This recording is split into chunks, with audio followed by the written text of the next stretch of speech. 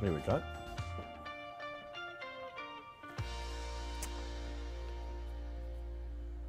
Yes, what's happening in Racing World? Another edition of the Morning Post comes to you right now for the next hour or so. Stick with us here. If you're watching on the YouTube, thumbs up, like and subscribe. Get involved. Good morning, community out there. You'll see in the chat bar on that side, there you go, loads of them coming up. Let's have a look at your naps today. It's King George Saturday. Fantastic. Loads of previewing coming your way. We will also be looking at next week. A little chat about Galway, mainly glorious Goodwood as well. That will replace our anti-post feature. If you're new to the show, we usually do that at the end. But of course, now it's going to be unashamed Goodwood, all the big races. So, the Morning Post, brought to you by the Racing Post, sponsored by William Hill. Dave Alton steering through what could potentially be a tricky hour or so. Why? Well, we've got a debutant on the show. It's honestly nosebleed time for Seb Sanders, who comes in to the office that you must have had certain reservations about coming in here, Seb, having had an illustrious career, former champion jockey, of course, now racing broadcaster. It's taken you all over the place. Here you are in the hub of the criticism. Listen, yeah, I wasn't the best with the press when I was riding. That is an understatement, Seb. But then again, most of the people I was riding for were tending to wanting horses to improve for the run and hopefully stay a step ahead with a handicapper. So I didn't digress too much about their ability. Yeah, but at the same time, when you wrote for Sir Mark Prescott, which was one of the great associations Sir Mark has had, of course, classic winning jockey Seb, you were told instructions, weren't you? A lot of punters out there don't realise that when they're screaming at the telly, and there's been a bit of screaming at the telly in the last 24 hours or so, that jockeys are often doing what they're told. Yeah, I mean, you know, we're not on that side of the fence when we're watching the race. We don't know what the jockeys have been told. Unfortunately, when you listen to a jockey after the race, sometimes it doesn't quite match up to what actually happened. But yeah, you are sort of tied down to orders. I know when, you know, after a while I've been riding for Sir Mark, you know, I could manipulate the orders to suit the circumstances. But when I was first riding for him, I just did exactly what I was told. Yeah, and yet here we are. How many years have you been retired now? I want to say 5 or 6. It's more than that, isn't it? I have no idea. We were talking about, anyway, we'll get to it. But here you are now, established racing broadcaster, and you couldn't be more critical if you tried. And that's why people out there love Seb, right? Because you sort of say it how it is. Well, yeah, I mean, you know, for me, it's blatantly obvious, you know, because of the experience I've got riding the races, riding the tracks, and, you know, I'm track craft. I always go on about track craft and stuff like that, because it's crucial, and I don't see enough of it. Well, we're going to get that today. Now, Seb loves a rant. The reason why I say it could be a tricky morning, because Paul Kealy sits next to him, who is King Rant himself. Oh, I never rant. What are you on about? Oh, my Lord. So we could be in for a tricky time. Kills, good morning to you. You got a bit of sun about your golf yesterday, was it? Yeah, a bit of golf. Not yesterday, day before. Yeah? Yeah. Good fun. It's all out there. And the sunshine's here today, guys, isn't it? All right. I wonder if it is up in Leeds, as we often do every Saturday morning. We open up the trading floor to you, and giving us the markets as we talk about the race, as they happen in front of your eyes, it's J-Mac himself, Jamie McBride. Welcome back, Jay. Dave, yeah, not too bad. The weather as far as the north of England goes and this summer goes. So, yeah, not too bad this morning. You haven't had to go into work with an umbrella on you then, Jay. Let's get the boosts out of the way, shall we? Every Saturday, guys, we basically give you a William Hill boost. Now, this is one of the big players on the Saturday who they want to take on. And just before we tell people how to get involved with it, Jay, it's fair to say that if you're a layer out there and you've been following the boost with Jay and Johnny Simpson every Saturday, our other judge that comes on, you've been in clover. They've all been losing. Yeah, we're on quite a good run, but I'm always reluctant to say something like that because the worm can quickly turn. And this week we've gone 2 for the price of 1. I couldn't decide which one of these high-profile horses to do, so decided to do both. We're boosting both Passenger at York and August Rodin at Ascot. 2 to 1 from 7 to 4 from 6 4 August Rodin and 5 to 2 from 2 Passenger. Let's concentrate on these for a sec then, guys, with Jay. We're going to get into it with Seb and with Keels as well, and we're going to do the dissecting for you. Now that we've seen the markets, now we know pretty much what the ground's going to be. I know you were tempted to go twos on August, Jay, weren't you? Does that mean that he's really popular then this morning? Yeah, he is very strong. He's already a big loser. It's a one-horse book, and at race time he's going to be absolutely horrendous. But I do think we've got a chance of getting him beat. I just think he's the wrong price. I mean, he's £1 clear on time form ratings, £2 clear race and post ratings. His margin of superiority, if anything at all, above the likes of Rebels Romance, doesn't equate to him being that short, in my opinion. So hopefully we can get him beat. And Passenger at York then. Track record, of course, at Chester. We saw what the runner-up went and did in the Wolverton, of course, at Royal Meeting, which he was forced to miss. This is, of course, the York Stakes, and a lot of people are saying this is the most interesting race of the day, despite 4 go, and he will be a hot pot. Why the boost? Yeah, I mean, I was, like everyone else, I was impressed at Chester, but I mean, I think we've got things in our favour today. It's got a small £3 penalty, and even though he won well at Chester, that form's still only comparable to the likes of Alflela at his best. And you've got Royal Rhyme at his best. Maybe he needs soft ground to be his very best, but he's still definitely a player on ratings. Yeah, I thought he was a bit better than the bare form in the Prince of Wales. He was close to that strong early pace. And you've got the improver in King's Gambit. So I think there's plenty of different reasons you could get him beat. So hopefully one of those comes to fruition. Right. We've heard from the horrible bookie out there. We're going to be hearing from the guys that matter very shortly indeed. The boost is now live. If you want to go to the William Hill website or on your app, you can find your way there. August Rodan out to 7th to 4. Passenger boosted as well. I think probably, guys, the most pivotal horses for punters in your ACCAs and all that sort of stuff out there on this Saturday. Talking of Saturdays, shall we see what we can get in your racing post?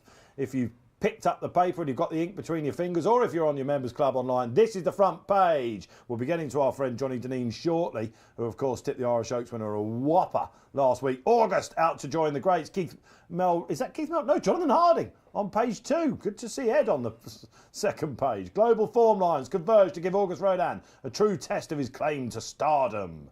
I guess he's going to be there, isn't he? Trying to solve the enigma of August Rodan. Now, that is Keith Melrose. I read that last night. Well worth navigating your way to Keith's preview there, the betting editor. Move on. This is Keith's baby as well. Smart View, if you want to keep it simple. And I'll tell you what, guys, we don't often see the green of 100%. This is basically all of the variables going into the computer. The computer chucks it out. It's been really popular, this Smart View card. If you're going to York today, you'll see it in the race programme. And here we go. Melrose and Matty Plale, friend to the show, says Sky Bet York Stakes, as deep a 4-runner Group 2 as you'll find. But Passenger still has plenty going for him. Great stuff. Twister Davis and Jump colleagues looking forward to a big adrenaline rush. This is the Jump Jockeys Nunthorpe, of course, which we'll probably be opening up our York previews with. Cannot wait for that. You can read all about it. Look at Twisters there, looking happy. And there he is, Deneen.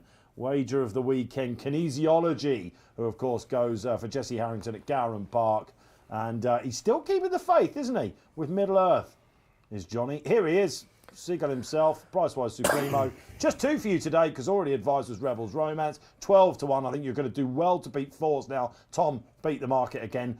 Bayrat in the 205. There's going to be lots of love for that, I think. And Metal Merchant, who I think's got an unbelievable chance, albeit in a smaller field, but a red hot international. Right. Previews, draw breath, are about to come.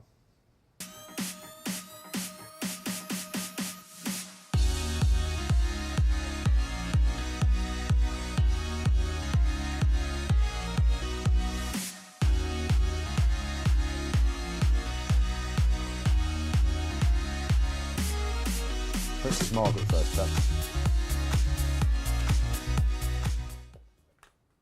Okay, we're back. Welcome. If you're just joining us on this sunny Saturday morning, I hope the sun's certainly shining where you are, and you'll be hoping for that after the 150. The second race at Ascot today, got an interesting novice stakes to open up, is the Princess Margaret. And before we get a word with the guys on what they think of the race, and more importantly, who they're going to tip you, let's get a word on the market. Now, Ryan Moore jumps aboard simmering.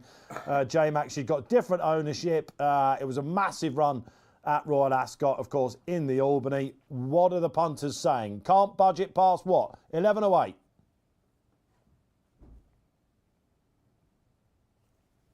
The Heart at 10-1. This is our top price guarantee race, so we're top price against other major firms, every horse in the race. And if we could shorten one, it would be Tales of the Heart. But like I say, Simmering is really solid, and she'll be one we need to get beat for the kicking off all the multiples, doubles, trebles, etc. on the short prices over the TV card. Keels, let's come to you. While Seb readies his notes, and he's got plenty of them. What do we make of this race as a whole? Something of a mixed bag, isn't it, in the past 10 years? Yeah, What used to be won by very good horses like Russian Rhythm, etc. Yeah, well, I mean, you know, it could still be won by a very good horse, couldn't it? I mean, you know, Simmering obviously has the best form, and I don't think anybody can doubt that. That second, I think Fairy Godmother was easily the best horse in the race, even though she only won 3/4 of a length. But it's actually stood up quite well. I think 3 of the next 4 home have all been placed in group company. The 5th won easily, or the 6th one easily. Wortley Bay won easily. So it's you know, it's solid piece of form, but it's the best form because she's the one that's run more than once, and the ones behind her have that potential to improve. I've taken a chance on Handcuffed. I was impressed with her at Newbury. I thought she picked up really well while not really knowing what she was doing in the early stages. She's a half-sister to Tactical, who won the Windsor Castle and the July Stakes. Lost the plot a bit lately, I think, with Julie Camacho. He's rated about 80 now, but was a very good 2-year-old. Yeah, I think he's the danger. She's the danger. A royal winner then? Could be. For His Majesty and the Queen. All right, OK. Now, lots of things stood out at Royal Ascot. Your attire, more than anything, stood out, I think. Thank you. We're still looking between those legs. And what did we make of Fairy Godmother first and foremost? And should this film just get boosted? Fairy Godmother, of course, you were there, of course, yeah. all week, and you were previewing and reviewing.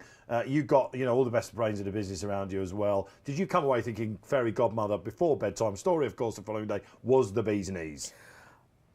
I'd been there all week, and that was the first 2-year-old I'd seen that I went proper horse. You know, and we'd had the Coventry and the Windsor at Castle and whatever. And, yeah, they're nice horses, but they weren't, like, mind-blowing. And for the performance that Fairy Godmother put up, all of a sudden you went, oh, we found one. You know, it was something a bit special. It's got into all sorts of trouble. I think she got stopped 3 times. And one side of the track to the other. And Ryan ended up coming all the way to the stand side, and she quickened up really well to run down Simmering, and Simmering wasn't stopping. Yeah, I think she's a proper horse. Stop the clock, both of you, a furlong out. And Ollie Sangster's thinking, I've won the Albany with a maiden here. She cruised, didn't she? She didn't go unbacked either. No, I mean, her form from York was really strong as well.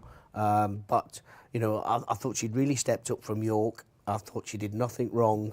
And, yeah, they'll be scratching their head while she's still a maiden. But, you know, she could lose her maiden tag today quite easily. Yeah, so is this Sir Keel's price thing? It's a price.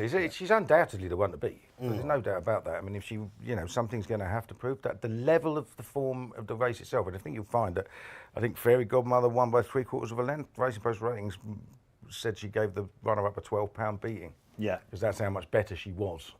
So that you can argue that the level of form isn't that high for the others to aim at. Yes. So, yes, she's the one to beat, but she's the one that's had a chance to show how good she is. The others haven't, and you know, I'm quite often I tend to back form over potential. At these prices, I'd have a little go.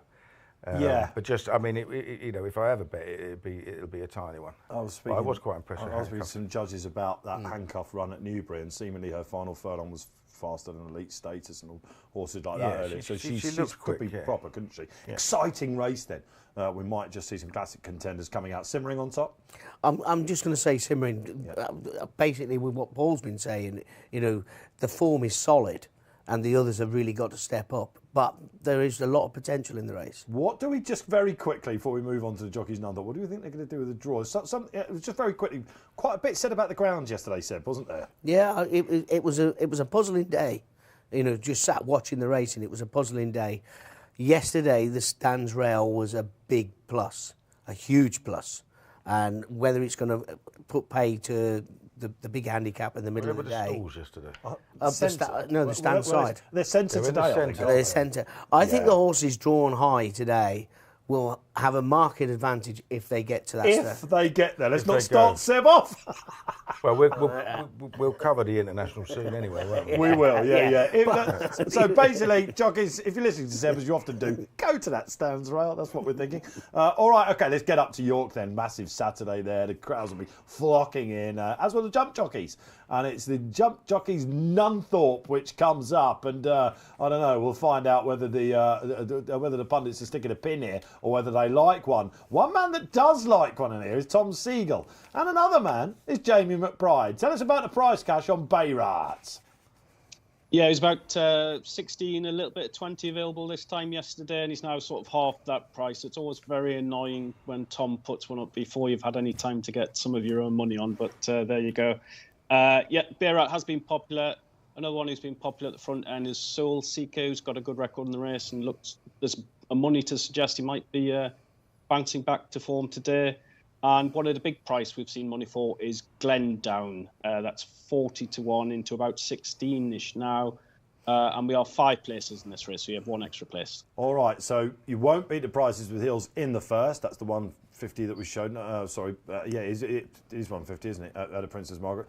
You won't beat those prices, and you get lots of places to help you here. Are we going to need them, Gills? Yeah, I think so. I mean, it's an incredibly tough race, isn't it? Soul Seeker's won it twice, though, hasn't he?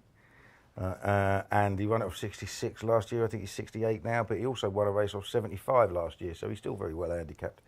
I've sort of narrowed it down to 2 that I was half interested in. One was Strong Johnson because he was 6th in the race last year. He's got Sam Twist and Davis on. But I was take a chance on the old rogue Zarzini. Yes. I think he's a sort of horse that wants a really, really strong jockey, and he's got Sean Bowen on, and I just hope he's going to bully his way to the front at some point. Just a quick word for Sean Bowen. Did you see any Utoxity yesterday? Not really. There's a horse called Dr. Seb. Honestly, watch it back. It was possibly... By the way, it shows you what should have backed it first. form I'm on. I didn't watch it yesterday because, yes, I was playing golf yesterday. I didn't even get that right. I thought you were playing golf. Okay, we know what playing sort of this form we've got morning. Kills in this That's morning. what I was which is doing marvellous. last night was the problem. Listen, it's the summer. We're all having a good time. How do you approach a race like this? Help the punters out. Look, I mean, in a race like this, it's not the highest quality horses, but the way I sort of tried to break it down was, A, they had to be, proper 5 furlong horses.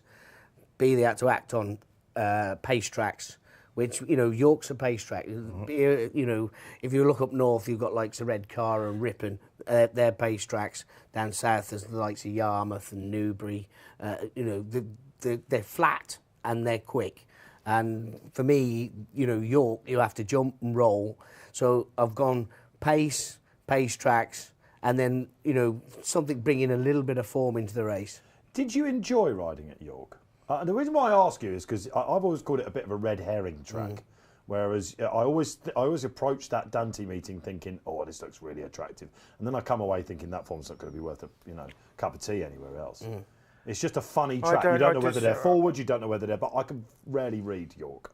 I mean, York, notoriously, you have to be in the van and rolling and go in a good clip from a good way out. No matter what trip it was, you had to be going a good clip. They did relay the surface. It's less like that now. I mean, it's an advantage to be able to travel without a shadow of a doubt. But you get horses coming from off the pace now as well. Yeah. It's a fairer track. I don't have a problem with York form. I think there are horses that don't handle the track, but I think that's true about a lot of tracks. And I don't think people realise. You have to bear in mind that every single racecourse in Britain has different turf.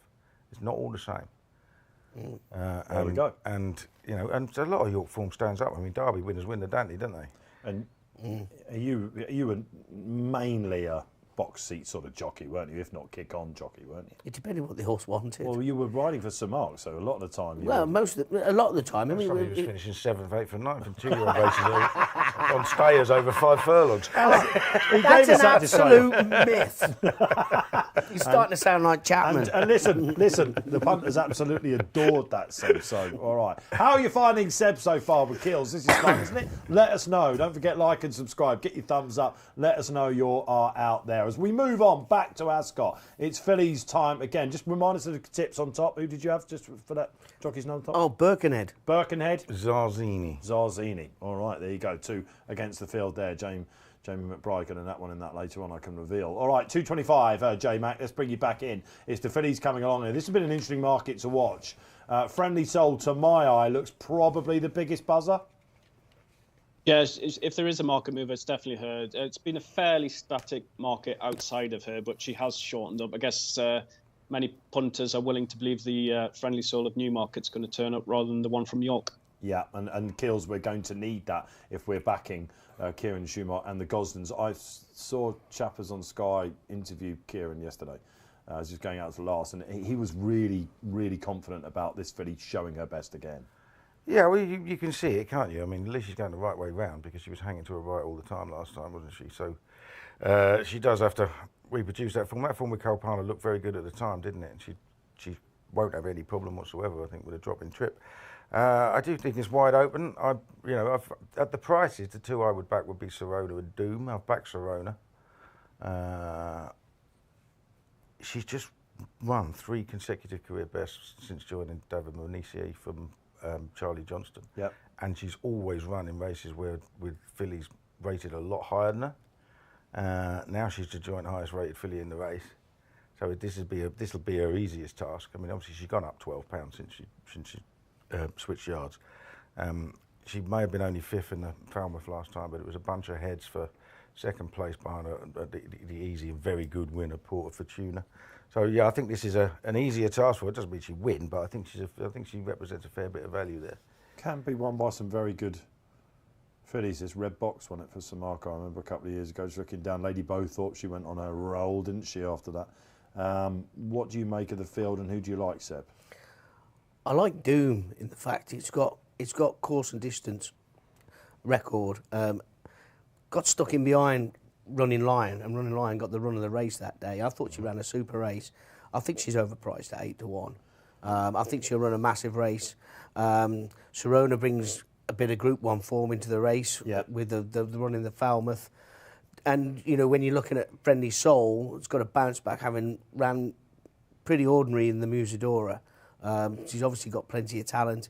And Devoted Queen's on an upward curve. I think it's a very interesting race. I'm going with Doom because of the course form. I mean, Soprano's in there at 7 to 2, but that was on a straight track off a very strong pace. And I'm not guaranteeing we get that strong pace today for Soprano. I'm not sure what to make of Soprano. I didn't think she was disgraced by any means at Sandown on soft ground. No. Probably coming from quite a way back. I thought someone was going to tip her, I've got to be honest. I was going to, before we move on, try and speak for the viewers and ask you exactly why you don't like Soprano today. So Seb's kind of gone their heels. It's pricing. I don't dislike her, but as I said, she did have the perfect pace set up at Royal Ascot, which she won't get here. She was beaten by Spiritual, who was pretty handily thumped by Devoted Queen at York. So there's a line of form there that suggests Devoted Queen is the one to beat. Yes. I think she probably is the one to beat. The bare form at the time, those behind her have improved since, obviously. Bolsina, who ran a shocker last night, was second. She was third in that race, but she was second to Lava Stream at Goodwood afterwards, who went on and finished second in the Wibblesdale. So there's plenty of good form there. She probably needs to step up on that a little bit, but not a lot, and she's unbeaten, and she's been winning well. So I think she's the one to beat. And you can make cases for a lot of them. That's why it's that open. I just thought at the prices, it was Sirona, and I do give a shout to Doom as well. Yeah. I mean, the beauty is we've got Julio Costa as a real good pace angle.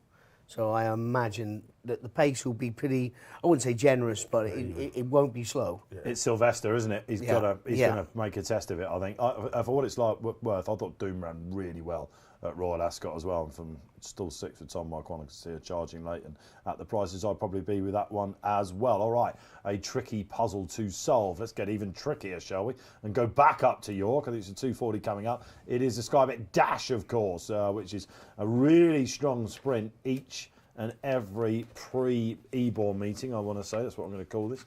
And it's the York Stakes meeting. Lots of old characters here. Very progressive horse at the top of the market in, I'm going to call him Trevor, Jamie McBride. That'll do for me. Trevor is very popular. He's the worst result, and I imagine being horrendous race time. He'll be popular with the race time punters seeking a hat trick. The front end is generally solid. Silky Wilkie is also popular. Paul's tipped him in the post. And third in, we've got Ferrus, who's one we're keen to keep a little bit on side. Now, this is an interesting race, this, and I think both the selections, I know what you're going to put up. I agree with. I read the scissors last night, and Silky Wilkie is just a horse that I nearly gave up on as well. And Seb's horse also catches my eye. I'd say every Saturday, go and read the excellent Kevin Morley's Trends column, and you'll see that Radio Goo has been given a good shout as well. That looks like it's been nibbled at. Silky Wilkie. Silky Wilkie, last chance saloon for me. I mean, I've been going at him for a while, and it just hasn't run with much zest this season until last time. I mean, he was a fast horse last year. I mean, he was second in the dash at Epsom off 110. Go on, Seb. You go on. I mean, I just got to ask: are you worried about the quick ground? I've got it down here. The best form is on a bit of cut.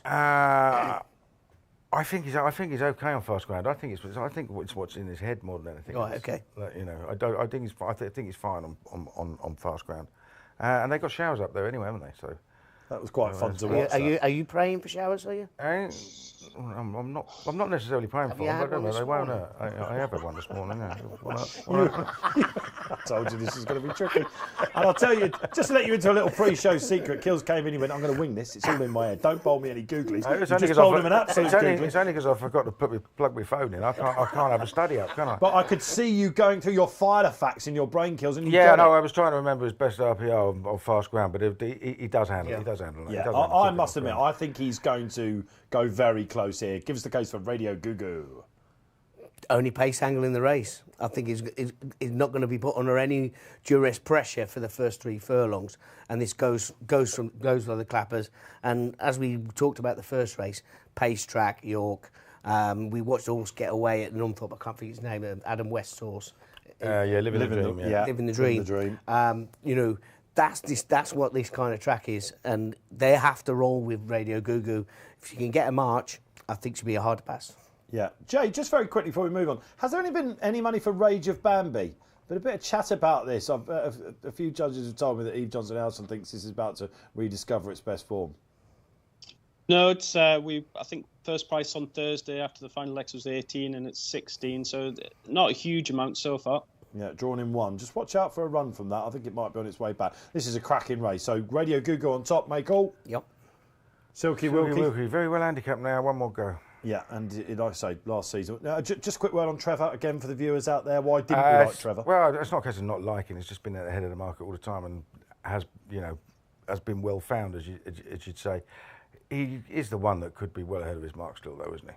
We're guessing a young little improver with a string of We don't ones, see too many sprinters like that anymore that go on that roll all the way to air, do we? But I mean, Charlie Hills can do that as well. He can. Talking of Charlie Hills, he might come up in our next preview. Let's go back to Ascot.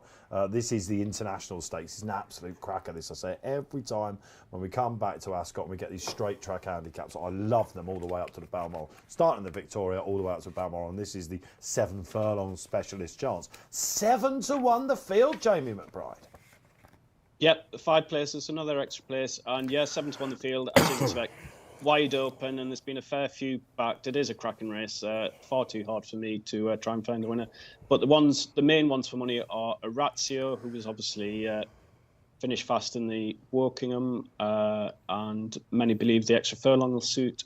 And the other one is Metal Merchant, who's going the other way. A lot of people seemingly think the step back to 7 furlongs is going to suit. And then just in the last half hour, the third one for money is Billy Joe, who's just been steadily progressive and has solid each-way claims as well. That's very interesting. Seb, I'm going to give you the floor here. We've got it's just the 18. There's usually more, of course, in here. A lot of people, let's not get too political, a lot of people say they're all abroad now, these horses, all that sort of thing. But we've just got the 18. It's worth as much money, this, almost to the pound, as the Golden Mile next Friday. So it's because this race was hit a little bit with Goodwood and that very illustrious Golden Mile. Brilliant prize money on offer. Where are they going to go? We're hoping they come sort of stand-sidey, I suppose. It's just the 18, just. Well, I mean, look, when I won it, we went up the middle of the track. Who'd you win it on? Alma here. Wow. Clyde Britton's. Yeah. But it's a really tricky race. And do you know the worst? Did you? Oh, 40 to 1. Kills has woken up. So anyway, There's no pace, you know. Yeah, absolutely. But after a furlong, I imagine they're going to go too quick, because the simple fact is there'll be a bunch of them upsides each other. They'll get racing, and the pace will materialise. It won't be a walk. You know, that's the interesting thing. There's no obvious hair. I've just gone stand side because I feel they have a market advantage with the way the ground was yesterday. I can't imagine it's going to change that much overnight. How far are they from the stand side when the stalls are in the middle, 18 runners? Not many, not far. There would be, I'd say, 7 or 8 horses from the rail. Would it annoy you? Because he always used to be sort of, you know, all across, didn't it? Very often the stand side. Would it annoy you as a jockey if you were sort of, you know, you thought you had that rail draw that others might have the chance to get over before? Look, I rode a horse in a big handicap of Jerry Mercedes, Qipco, I think it was called, Michael Tabor's. No. And he was a holder horse, so I had to follow all the horses, and I could see this horse out the corner of my eye, one of William Haggis's with Johnny Murtrup up the stand side. I must have knocked 6 over trying to get to it, and I couldn't get to it, and it beat me. I finished second. I got days as well for knocking people over to try and get to it. But yeah, I mean, if you've got a horse that can just roll along, you know, and you're drawn up that stand rail, the closer you can get to it, the better. Yeah. Okay. All right. But by the same token, Royal Ascot showed us that you can win from any side. Yeah, I mean, you know, I walk the course, Royal Ascot, every day, and every day when I walked it, I didn't see an awful lot of advantage on either side of the track. I mean, Willie Haggis's horse won the Wokingham up the far side. And Unequal Love, yeah. Yeah, I mean, she stood out in the paddock actually that day, but it all depends on what the pace angle is. And the problem I have with this race is the pace angle is really hard to decipher. Here's the great thing. If you read Robbie Wilder's preview, he basically echoes exactly what Seb says in the paper today. So, your horses like Billy Joe, your horses like Orazio were becoming more popular because it might not be that stunning test. Now, Orazio is a very interesting tip from you, Paul, because he looked like he completely lost his way. Remember Johnny Deneen was singing his praises, wasn't he, before the Wokingham? And he absolutely rattled. Is this just going to be the making? Well, he's an Ascot horse for a start, isn't he? He's run there 3 times. He's been 6th and 3rd in a pair of Wokinghams, and he bolted up on the other one, and that was on soft ground. We all thought he wanted soft ground when he had that win, but he doesn't. He just likes Ascot. And it was very fast, and they went very fast, and he couldn't go to pace. Yeah. All his siblings are 7 furlong horses. So I think it could be the making of him.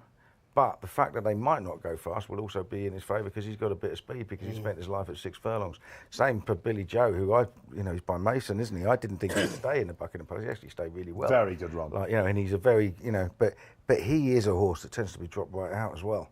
Like, you know, and it worries me. I want, you know, Orazio, when he was winning at 6 furlongs, he'd be midfield at worst. Yeah.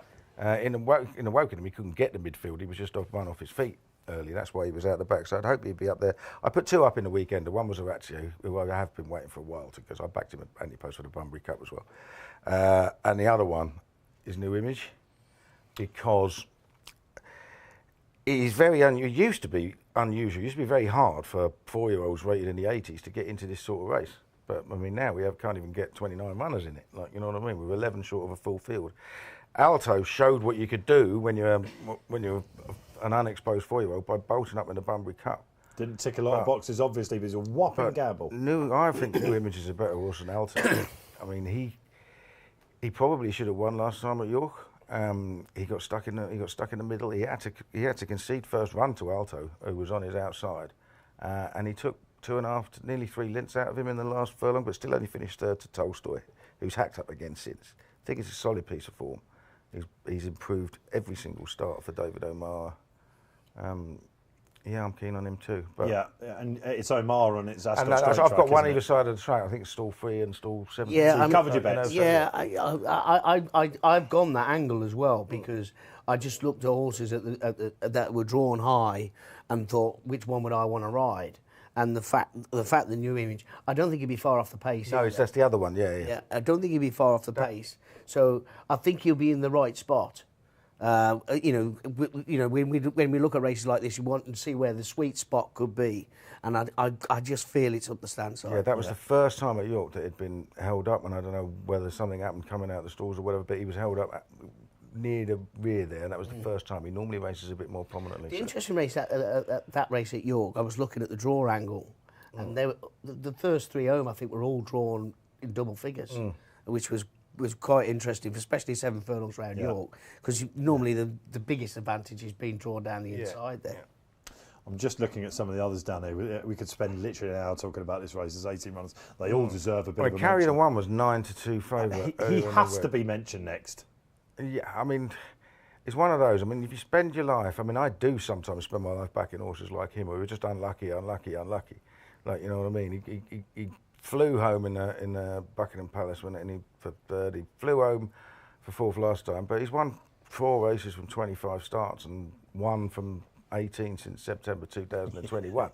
Like, you know what I mean? There's a reason. And Wyatt Moore was booked for him. Yeah. And he's obviously thought, sod this before the King George. Well, correct. And he's not turning up on the He day. was booked at a 5-day stage. Yeah, it was booked which is on his unusual. I for think there was only 3 jockeys booked at a 5-day stage, and Wyatt Moore was one of them. He's the redemption horse for Pat Dobbs, of course, and while it wasn't necessarily Dobbs' fault that he got beaten, apparently Pat was, it was in his head for a long time, and Pat gets back on him, and he's back at Ascot, isn't he? If he hadn't run in the Bunbury Cup, what price would he be here, Jamie McBride? He'd probably be, dare I say it, well, certainly 4-1. Well, he was. Yeah, no, exactly. It was. I mean, Newmarket didn't go his way, did he? So you maybe give him a free pass and just ignore that one as well. But but I think it's just it just speaks of the level of opposition at the front end. It is a good race, and you can make a case for all those top half dozen in the market being shorter. Yeah, I'm a big Metal Merchant fan as well. If you watch back the Hunt Cup, having backed, what was the Botty horse that we were on? I was on it with you. Or whatever it is, Living the Dream, I want to call it. It's not that. You wish you had your phone with you on about now. At the Hunt Cup, what was the Butty horse? Luke Morris. Oh, Days of Our Lives. Days of Our Lives. Well done, fourth, Killers. yeah. You don't need your phone. Anyway, I backed him, and for a lot of the race, it looked like David Probert thought he was going to win half the track. He didn't quite get home. They've run him since in the charge. Was it a charge? No, not the charge. Whatever handicap it was on Eclipse Day. Soft the ground. He tends to look, for a lot of the race, like Tom Siegel says in his preview today, for 90% of the race, he looks like Orazio, like absolute, going to finish it off absolutely fast. He doesn't find a great deal. I reckon this has been the plan since the Hunt Cup. Residual fitness was there. He is going to have a massive say. And can we just talk about Bless Him very quickly before we move on? We've all got to laugh at that, haven't we? But Spencer's on. He always catches the eye. He caught the eye at Royal Ascot. He caught the eye again in the Bunbury Cup, which is tends to be his race. I think we're going to see the right Bless Him today. He's won more than any other that just needs him to go absolutely bang hard, doesn't he? Because he needs a pace collapse. He loves weaving through. I wonder whether Jamie Spencer's going to be alive to that. I don't see a pace collapse today. Not in the way you'd normally get it at Ascot, because unless somebody says, "Sorry, I'm going to try and nick this." Well, I don't see the one positive with him is he's drawn in the right spot. I think. I mean, it's going to be totally wrong now. I'm saying it because it's going to be. I was going to say, right, last year, I just feel the sweet spot is the horse is drawn high. I just feel that's the sweet spot. Last year they split into 2 groups, and Barradar won up the. We were near there, the stand side. I think the ground was a bit easier though, wasn't it? But in the previous 8 years, they've all gone down the centre. Yeah. And in some years, they've all stayed in one group down the centre. So who knows what they're going to do? I mean, did you when you rode at the likes of Royal Ascot and in these big fields, did you chat with jockeys about what we're going to do? Because sometimes, everyone would all come over one side, and then the next day, you'd get a split. If I had a horse that had a chance, I would be concentrating on getting on the right spot, following the right horses, and whatever. I mean, but there's no consensus. There's no consensus among jockeys. What are we going to do? Yeah, but one of my best winners at Royal Ascot was on a horse called Zaydan, and I was drawn 1 or 2 of I don't know how many in the field in the Chesham. In the Chesham, how about that as well? And I tipped it in the paper. Clive Britton. Your biggest fans, sir. And I got up the stands rail because I knew that's where I had to get, and I was drawn 1 or 2, and I managed to get across the back of the field and come up the stands rail. He had one run at Doncaster Yeah, over 5 furlongs. Was that for Clive as well? Yeah. And he was entered in the Norfolk, and I backed him for the Norfolk. And when he went, No, I think he was going to run the Coventry as well at one stage. yeah, he was in all of them. Well, I thought, God, this is a fast horse. And I thought,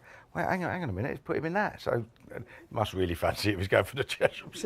Bit of nostalgia here, Seb. You're loving the Racing Post all of a sudden, aren't you? I'm not going to tell him the real story. All right, okay. That's one for the bar after this. Right, we've got to move on. So on top for Seb Sanders in the International. The International new image. That's a double go. Yeah, I've actually by a short head from the Image. That would be lovely, wouldn't it? Yeah. I'll take a dead heat as well. Okay, all right. And I'm with a lot of you with Tom Siegel and Metal Merchant out there as well. Okay, right. One of the other races of the day. Now we're getting classy on the Morning Post. And again, welcome along this morning if you're just joining us on this Saturday. Sunny out there, isn't it? And let's hope the sun shines on your selection here. And this is the first of the boost then, coming up if you've missed it. This is the Morning Post. Every Saturday, William Hill give you a price boost. Passenger was 2-1, now 5-2. Live and available for you on the website. Of course, you could do a double today with the boost because we've got August Rodan still to come in around about 25 minutes' time after the York Stakes, which, according to the market, Jamie McBride will still see Passenger going off, Fav?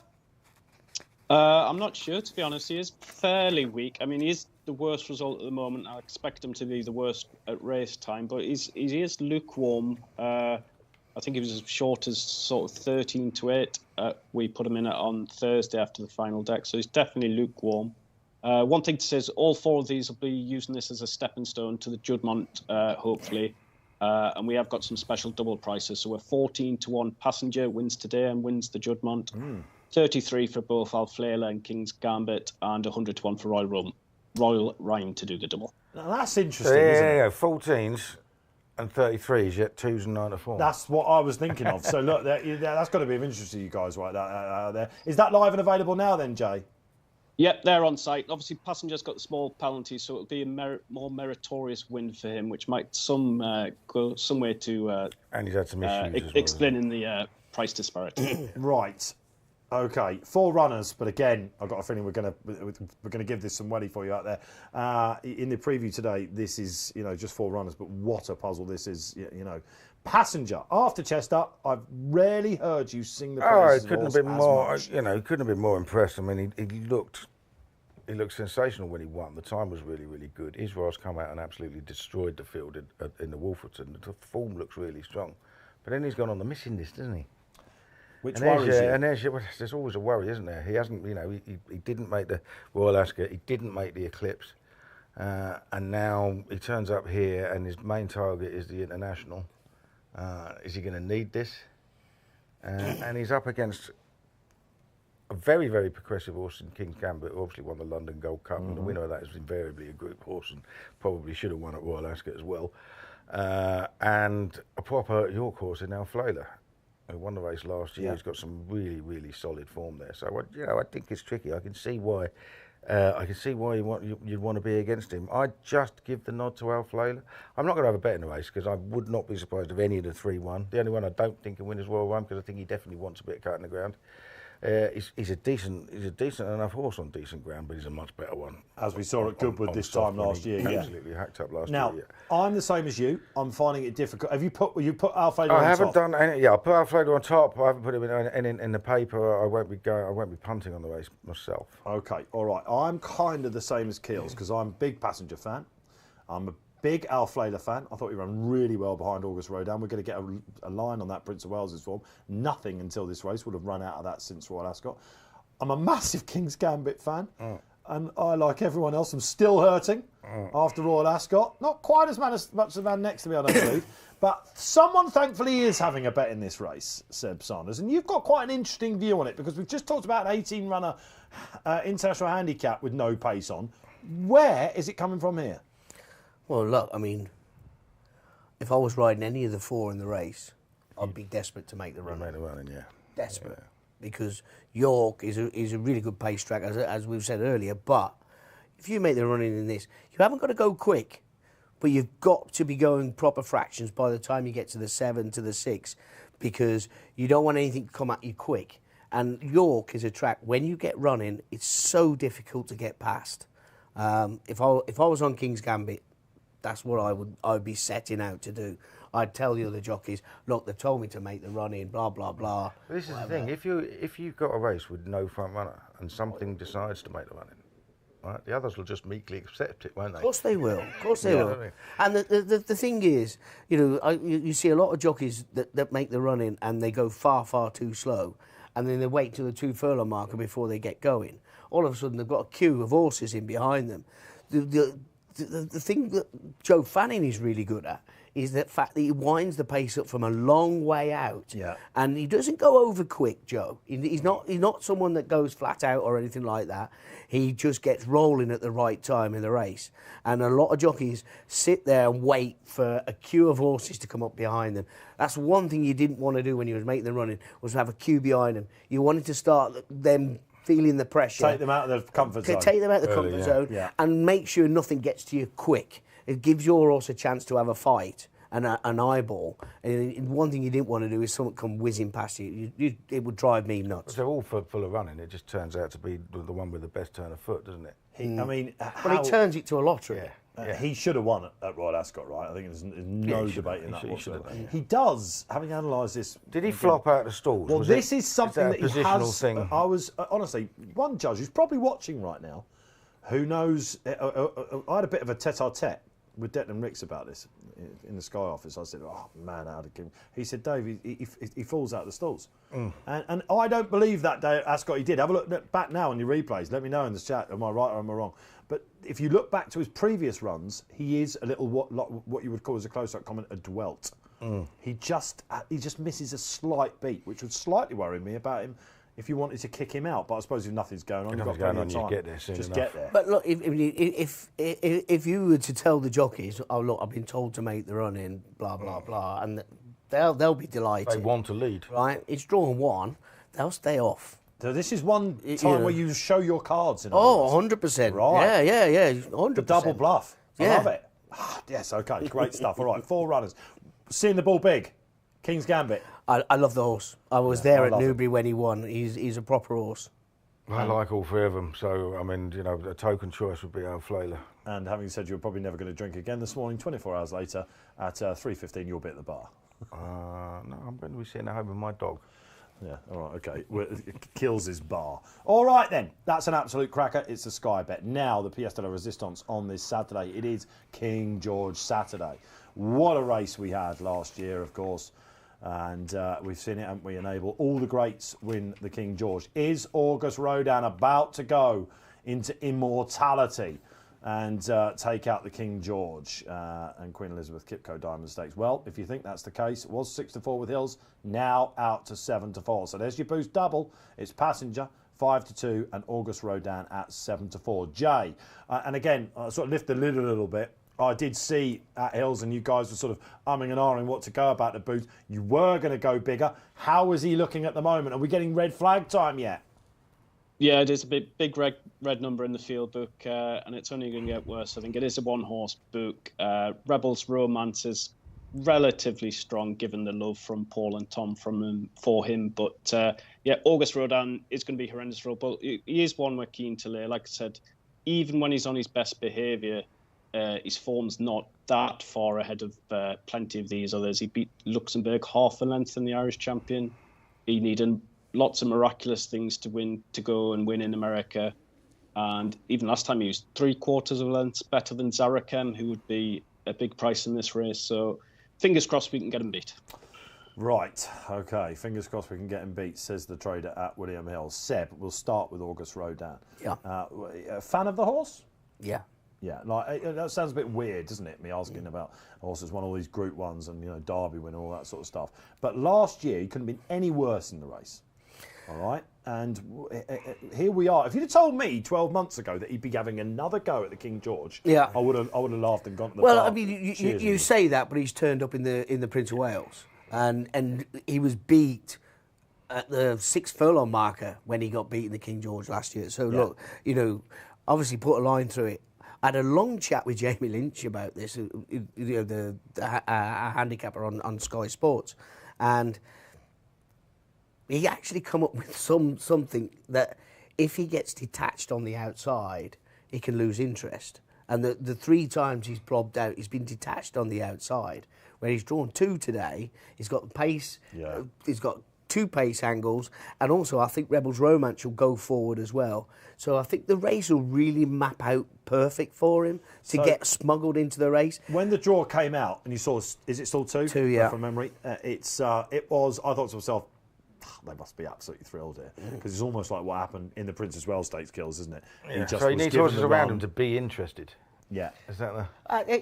I don't know. There's something about it sort of detaches. You know, he obviously loses concentration. There's obviously some issue with him because he just doesn't fancy it at times, doesn't he? But having said that, he fancies it more often than he doesn't because he's won 6 Group 1s out of his last 10 starts. 3 stinkers, 1 second to White Birch. He was unfortunately had his issues and isn't coming here or anywhere else at the moment. No.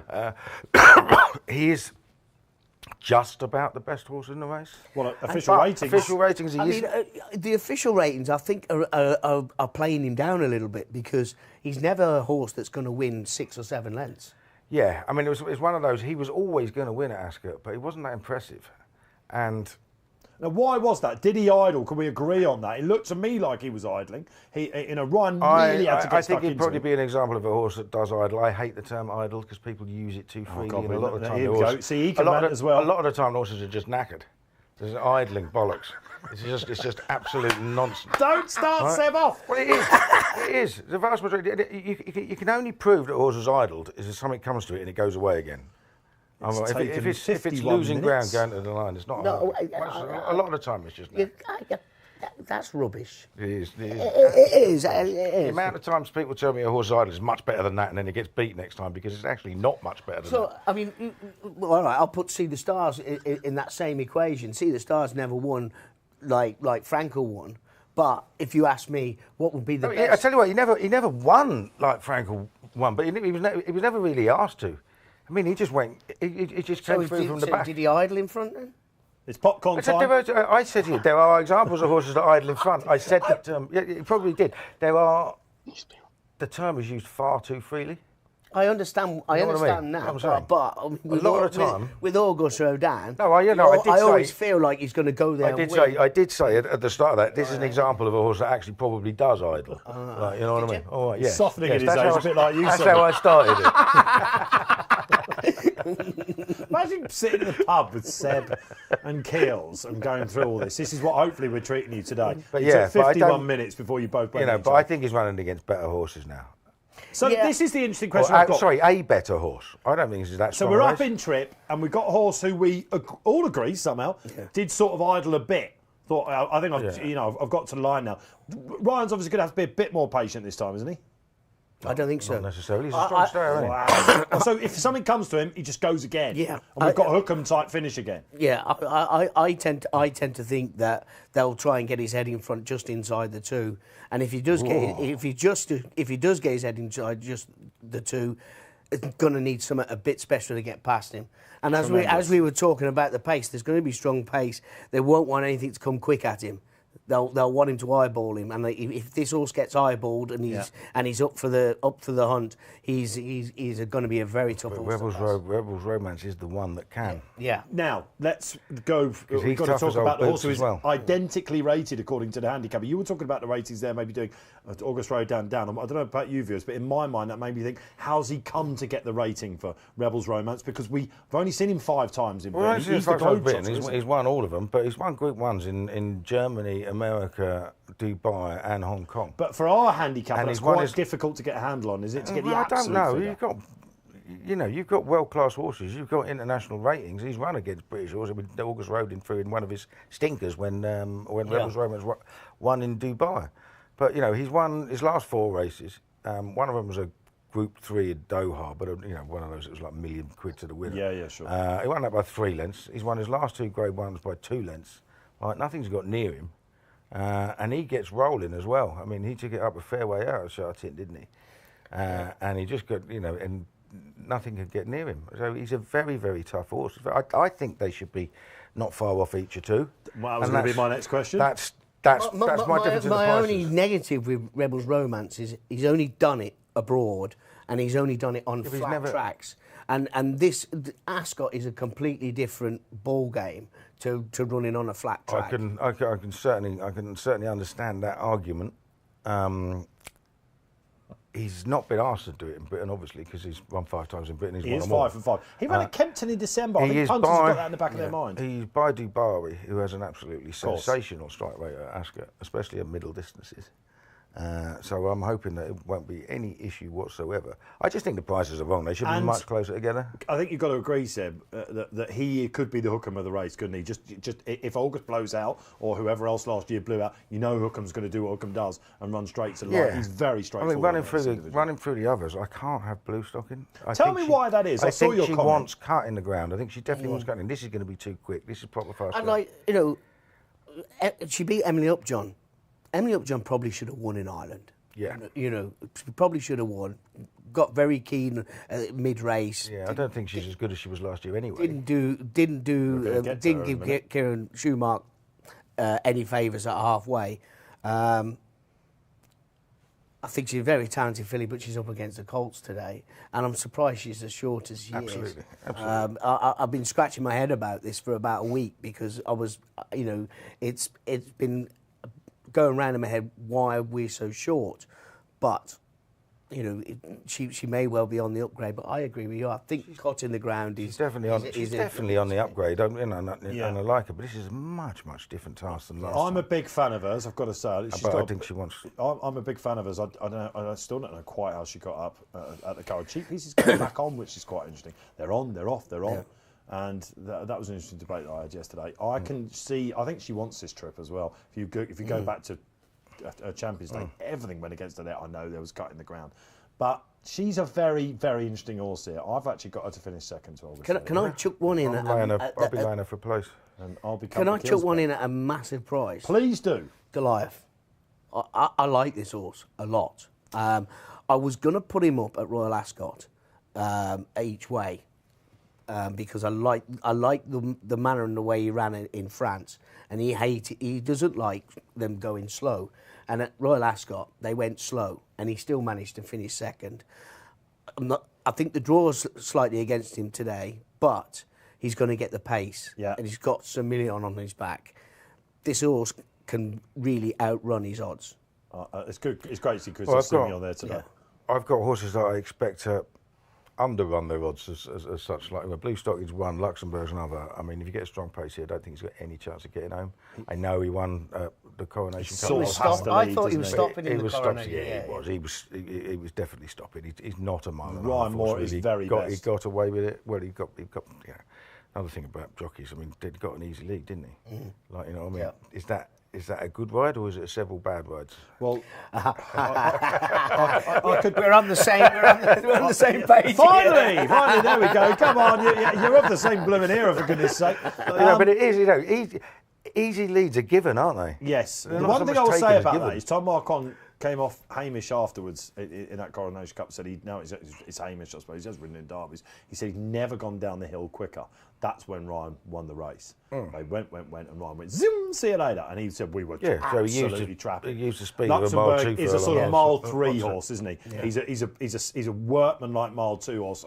He's a great horse. I don't want to call him workman-like, but that's how he is in his races. We're against him. I'm against him. Great to see him in the race. I see Middle Earth running well. I think he's a bit better than that third last time. I don't see Sunway at all. I think he's another one who wants cut. I'm not sure about the free-roll form anyway. I tend to agree with you. He's had a lot of racing. I think Dubai Honour probably wants cut as well. Well, there's again. Magus, if he was watching the show, would be saying his profile suggests he's. So he's you could therefore see the case for having an outside punt on Goliath. On Goliath as well. Yeah. On the rig, Walker. Yeah, watch him in the paddock. This horse, he's a right character. Yeah, top 2, Middle Earth and Goliath would be the only ones that interest me. I mean, I'd be well against the other 4. Middle Earth is very quickly for me. I'm almost certain he's a stayer.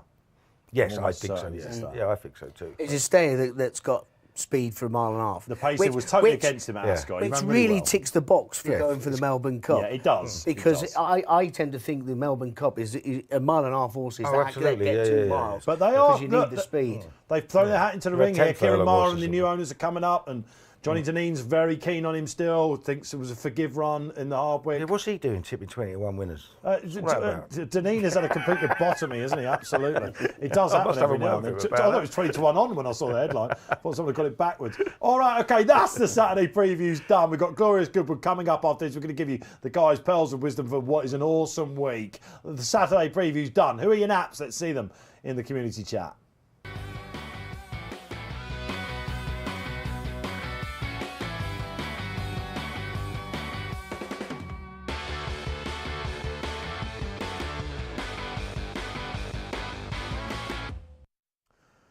Right, Glorious Goodwood is on the horizon, as it is with Galway as well. I suppose, Jamie McBride, we ought to bring you back in here, old chap.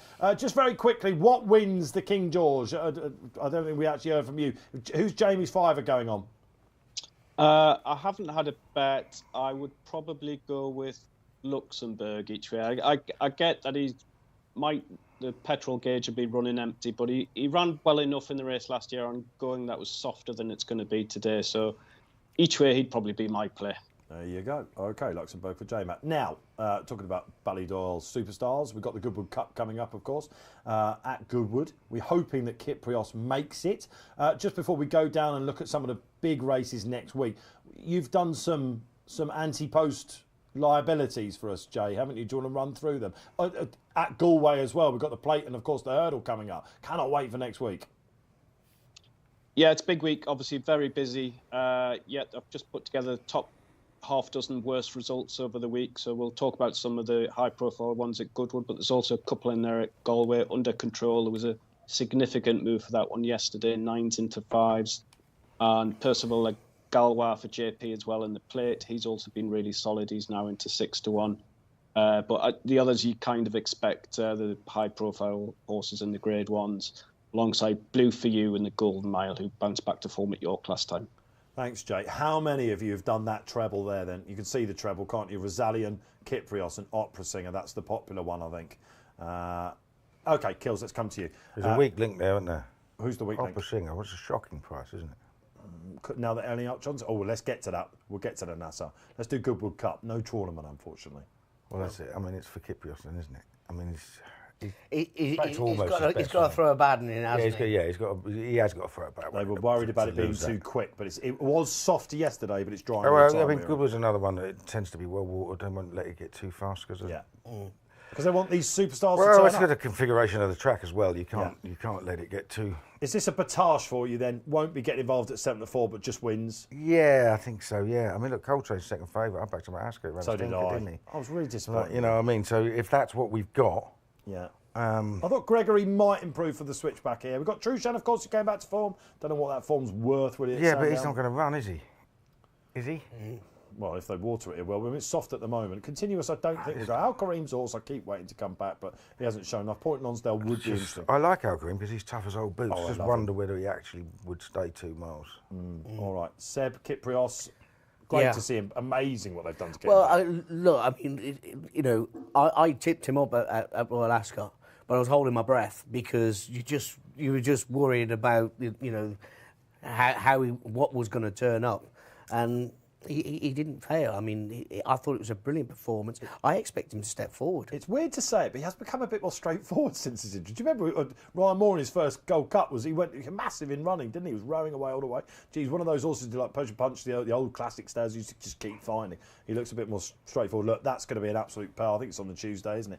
Right, let's move on to the races. What have we got coming up next? I should have it down here somewhere. Oh, yes, the Sussex, of course. Is this the certainty of the week, Seb Rosalian? It is now. Charin's not in the race. Yeah, I mean, I'm disappointed. Despite Kyprios, obviously. Yeah.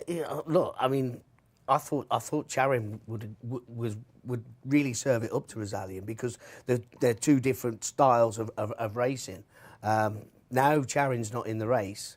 I think Rosalian's going to take all the beating. I mean, he beats Henry Longfellow again, right? Yeah, but the thing about Valiant, we've seen that he can do it off a fast pace, he can do it off a slow pace. Yeah. He's got to change the gear, so he's very good at it. I mean, the interesting thing is they've stuck Henry Longfellow in there, so he must think they can get the better of Valiant in a certain way, or is that the only option they've got for the race? We will find out. Well, he does look like a horse that will stretch out. Can they try and sit in front of Goodwood? Because it might be a little bit easier to make the run in there than it was at Ascot. Look, we've got some right characters in here. I mean, it's going to be a really good race. I mean, I must say, I thought Rosalian, we know he's going to run, which we're hoping Qipco runs, but that's why I said he's a certainty of the win. I thought Hartem's form of the Jersey took a bit of a dent in the Jean Prat. The Colin Abdullah horse finished Kealy. Yeah. I thought that took a little bit of a dent. So whether the classics are strong enough. I mean, Maljoom is interesting, right, at 14-1, because you speak to William Aggis at the moment, he thinks he's better than Goodwood, I think, who of course took in the summer mile. They weren't going to, and the Williams quote to me was, we haven't seen half of him yet this year. He wants that group one. He's obviously had loads of problems, hasn't he? Yeah. He's very talented. I think William thinks he's sitting on a big. One of the worst rides of the ride Ascot was Big Rock, of course. Was that Sumion that was on Big Rock? He took over, didn't he? And he decided to go that far side. Look, just didn't work out. The horse has just been ruined by moving But yards. Factor Cheval went with him. Yeah. Okay, and I thought he ran better than the Queen Anne fact suggested. Whether he's good enough, of course, second last year to Paddington. Any squeaks for him? No, I mean, the heavens opened. And also, I mean, the older horse situation here is, if you can wipe away Factor Cheval's run in the Queen Anne, I mean, before the race, I mean, it tumbled in price and everything. They thought it was going to run a massive race. Same here. Jerome Rainier, one of the good guys in the French training ranks. OK, that is the Sussex. Just a quick word on notable speech. Couldn't be any worse, could it, for your old governor, Charlie Appleby, in the Queen, in the St James's Palace? It was awful.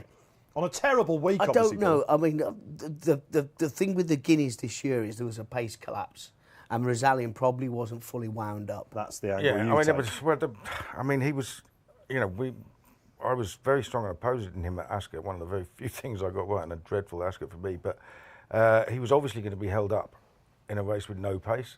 So he basically lost it at the start. He was extremely keen. Because he was keen. But if is he going to be keen again? Is he going to be ridden that way? Yeah. Is he that one-dimensional? I don't think he's going to get the Guineas scenario. No, he's not going to get the run of the race again. And that's the only thing. But he's a horse with bundles of talent. Yeah, it's great seeing him back. Yeah. I mean, it all depends. I mean, they might have to try something new with him. You can't just sit out the back all the time if you know that you're not going to get any pace. Yeah.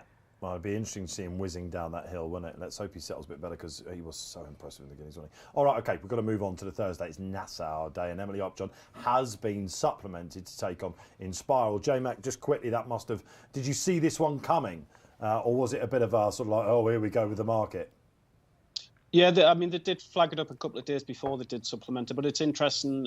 Will they still both turn up, Emily Upjohn in Spiral, or could you see Inspiral waiting for the Jack Lamara, possibly? I don't know whether the two cousin fillies would take each other on, but I do agree with Paul. Opera Singer does look one to lay if either of those do turn up. The Busak is starting to look like a bit of an outlier in her form, so she's one we'd be happy to take on. Oh, with you then, Kills. Let's come to you. Is this of the races? Yeah, I mean, a very short price favourite for a horse that hasn't won yet this year. No, you know what I mean? Yes, she's run 2 fine races, but she's going up in trip. What's the guarantee that she stays? She's actually got half a dozen siblings that won. None of them won over further than the mile. Right, so it's her first go at further than the mile. So who knows whether she stays? There are enough question marks to say you can take her on. I think the filly that finished 2 places behind her at Royal Ascot will definitely stay and be much better for a mile 2. Is Amalka. And I just think she's massively overpriced. She's only had 4 runs in her life. She won a Guineas. She was finishing really well at Ascot. She's crying out for this trip. I think she's an absolute crack at each way bet, and she was nearly twice that a few days ago. Yeah, she is very interesting, I must admit, Seb. Yeah, I mean, she is a bit of a forgotten horse, really. Yeah. I mean, she should have won the Fred Darling at Newbury. Yeah. Look, I'm a massive fan of Opera Singer. When I seen her running the Marcel Busak last year, when she went to post, I just went, oh wow, what's that? I mean, she is a really good mover. I'm not as doubtful of you about the trip. No. I think she's got the right temperament and the right action to stay this trip well. I love her. I think she's bumped into a proper horse at Royal Ascot. I was just looking at the family and the number of siblings they've got that winners, and none of them You've got to remember the winner of the coronation went and won the Falmouth, and didn't just win it. Oh yes, She blew it apart.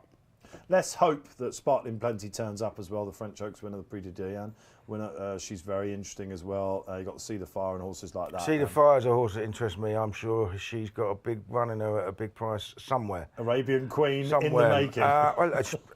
They need to. Problem with horses that pull, right, is the idea that you want to settle, get them to settle, right? Yeah.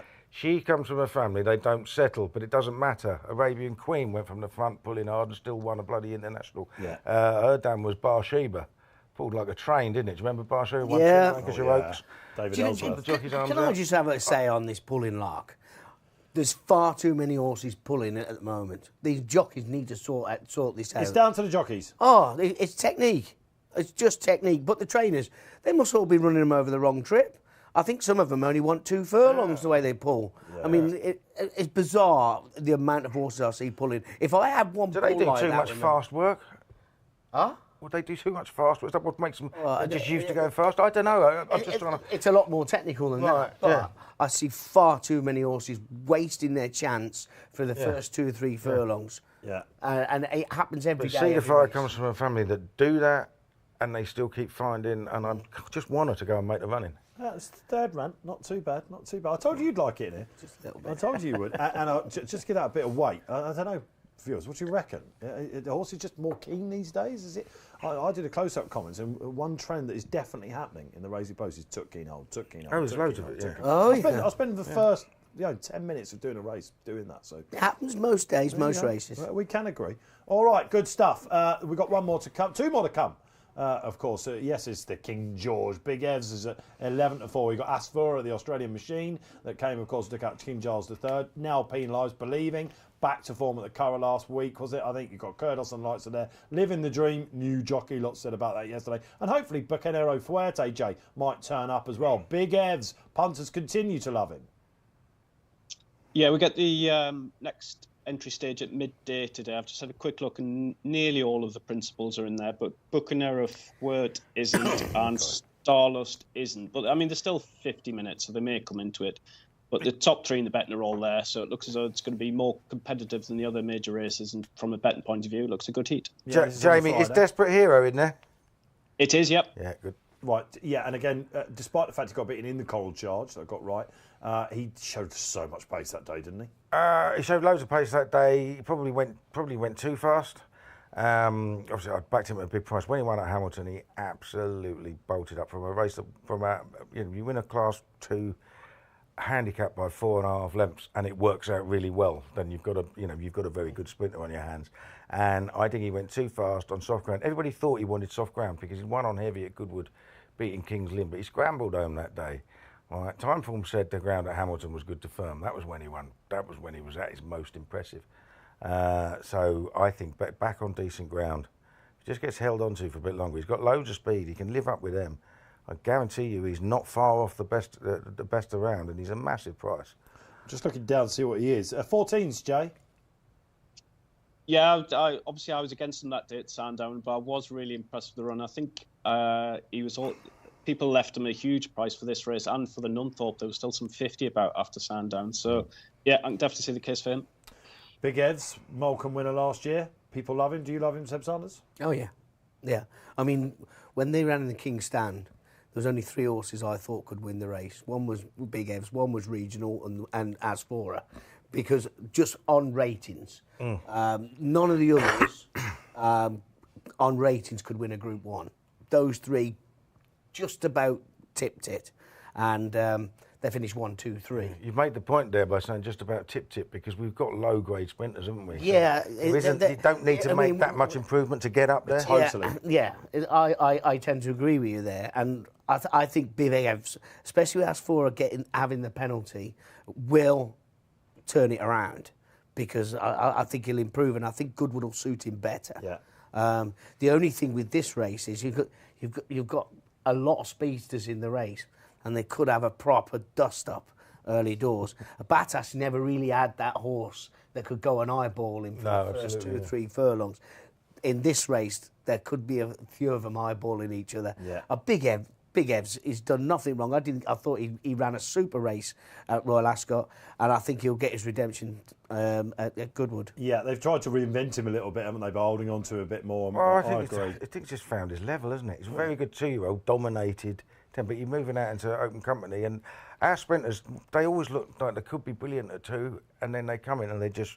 I slot in here. But like, you know what I mean? He has shown he's not just a 2-year-old. Oh, no, he has shown he's not just a 2. But I was saying, you really hope that you're going to get one that comes through, and then they just slot in alongside the rest of them. Yeah, you know what I mean? You don't see many of them. You know, when I was talking about that 115 at Royal Ascot, you don't see any of them breaking through that mould. I mean, when you look back at the likes of Oasis Dream and even going further back to Dejeux, they were proper sprinters. Mozart, Choisier, you know. I agree. We do need him. I feel Princess, of course, as Ben, the producer, just shouted in my ear. And Jason Hart now takes the ride on Living the Dream. He could just bounce back Living the Dream. But OK, tips here before we go on to the Stewards Cup. I don't Desperate Hero. I just think it's a big price. 14-1. Look, I'm going to be plain and simple. Big Evs. I think he's just a class act in amongst these. Yeah, I loved him last year in the Molecombe. He was so tough on that soft ground. I think he might well be the one as well. All right, OK, let's move on. We've got one more to come from our Goodwood preview for you. And it is, of course, there he is, Dark Trooper, of course, now for Wathnan, who heads the betting in the Stewards Cup. Before we get a quick steer from the chaps, Jamie McBride, what's hot and what's not, anti-post-wise? Yeah, obviously there'll be some huge gambles in this race in the days to come, but nothing so far too much. I'll just give a good mention to Cup West End, firmly on the right side, of Pura Sang, who ran in that Sandown race with Desperate Hero. He's officially £4 well in. I actually think that's on the conservative side. We've seen some big 3-year-old gambles in this race before. He could be another. And also St. Lawrence, where 14, but there's much, much bigger about elsewhere. He's a bit hit and miss, but there was definitely signs of life in France last time, and he's very much well in on his best form. Yeah, you've stolen my thunder there. I watched him last time. I like St. Lawrence as well. Yeah, it was better last time, wasn't it? It's funny. Yeah, he's getting there, and he's well treated, isn't he? Yeah. Like, you know, there's no doubt he's got another big sprint in him, I think. Puro Sang can understand a well-in bit, but surely wants cutting the ground, doesn't it? 3-year-old's got a fair record in this, from memory. Yeah. Didn't he run very well in this last year at the Molecombe, did he? And Andrew Balding has won this with a 3-year-old as well in the past 10 years. Viewers, you'll be screaming at the telly. Yeah, Star something. It was in the Jeff Smith colours. When I won this race... Here we go. We're getting Seb Sanders bingo now, aren't we? They did the draw where the trainer, they pull the trainer's name out of the hat, and the trainer could pick where they were drawn. So Peter Macon rang me up. Where do you want to draw? And I say, high or low, not in the middle. And it was a pivotal point. Oh, Christ, and, yeah, what a sprinter. Yeah, he hardly came off the bridle, really. Yeah. I was there at Goodwood a couple of years ago, and I was chatting to a group of owners, can't remember the name of the horse now, but they were saying, where would you be? And I said, you definitely want to be low. Yeah. And they came out third, and he went 28. Brilliant, got it totally wrong. Did he win? I was drawn high when I won. It was one on the stand side as well. I just got beat ahead on Johnny Mudball, Tom Dascombe's. Yes. And I'd won on him the time before at Newcastle and won by about 6 or 7 lengths, and it cost me the Stewards Cup. This is an important draw race. We didn't get it last year, of course, it was called off. This can be, as the week progresses, we do know that it used to be the case with Lincoln and things like that. It's not anymore, really, or at Ascot. I mean, the amazing thing about the ground and whatever, when it goes soft, I mean, for me, when it goes really soft, when you're on the round track, you want to head up to the stand rail. But it never seems to work out like that in the sprint race. Don't ask me why. I don't know. Yeah, I wouldn't know. Maybe by the time they get the Stewards Cup, they've used it so much. Yeah. Like, it might be that issue. I mean, they shouldn't have even run the race last year. Let's just pray it doesn't rain. Last year was one of the worst viewer experiences I can remember. Brutal, wasn't it? Was brutal. We were standing in that. Blitz, we were standing in that. We were all under the bar in the watch it, weren't we? I mean, don't get me right. First world problems here, Keels, but it was a tricky viewership experience, that's for sure. Well, it was all right. Serious first world problems when you got 3 hours drinking cut off because they banged in the We'll have a good go, I'm sure, again, and hopefully see you at some point if you're going down to Goodwood. And indeed, Galway, you've had that Under Control, and Percival, Legalwar, the JP big players in the big races there as well. That concludes most of the show for you, but It is the time a lot of you wait for. It's nap time coming up. Let's get them. These are boosted for you out there. They'll be live now on the app and the William Mills site as well. And let's go down. I've gone Glorious Kitty, which is interesting one. A 2-year-old, I think, is basically that race at 4 o'clock at York is whatever wins it will be going to the Lowther. I'm hoping it's going to be her. We've got Bond Chairman, who's now looks like it's coming in. I'll get Jay McBride to convince us about why they've boosted him and the price, all that sort of thing coming up. King's Gambit for Seb. Make all he's hoping. Seb Sanders on King's Gambit out to 11 to 4. And Bayrat as well. It's a price-wise Jamie McBride double. Yeah, Tom makes a good case from in the paper. He's slowly building towards his form of last summer, which would be good enough to see him go close here. Slightly worried about his drawn 3. A lot of the pace looks middle to high, but yeah, hopefully he can do the business. He's boosted from 9 to 1. And you've got King's Gambit 9 to 4 out to 11 to 4. Bond Chairman 12 out to 15. And I can't quite see yours, Dave. You'll have to tell me what price that says. My eyes aren't quite good enough. It was around about 7 to 2. I think they're coming for the Rhinos. To 9 to 2. That makes sense. Okay, yeah. all right. And I think she'll just step forward for the extra final. She ran in the Marygate Fillies on her debut, and we saw what I can't remember the name of the Carlsberg course that was just touched off in that, and went and won in Ireland in the week. I think it's pretty strong form for this race. That'll do for me. Bond Chairman. Horses for courses. 4th in the Windsor Castle. 4th in the Palace of Holyrood House. A no second in a 100 grand handicap. 4th and 3rd in this race in the last 2 years, off marks of 198. Now he's running off 93. First time out this season, one first time out of 2, one first time out of 4, off a higher mark than he's got now. And the other first time out was when he was a length 4th in the Palace of Holyrood House 27 runner race. He was 33 to 1 on the opening show, nearly fell off my chair. Yeah, I remember if you've read the scissors this week in the paper, you'll see that. And it's great to see his colours back, and this probably would have been the plan they've waited for. I mean, if he's fitting well, this is, they've been trying to win a race at Ascot with this horse for ages. Yeah. He keeps running well. You can get 4 places. I mean, I certainly wouldn't have been laying 6 to 1 of 4 places. If you've missed the anti-post plunge on that, you've got your boost, because I was expecting to see at least 20s there, so it's coming down. King's Gambit 11 to 4. Happy days.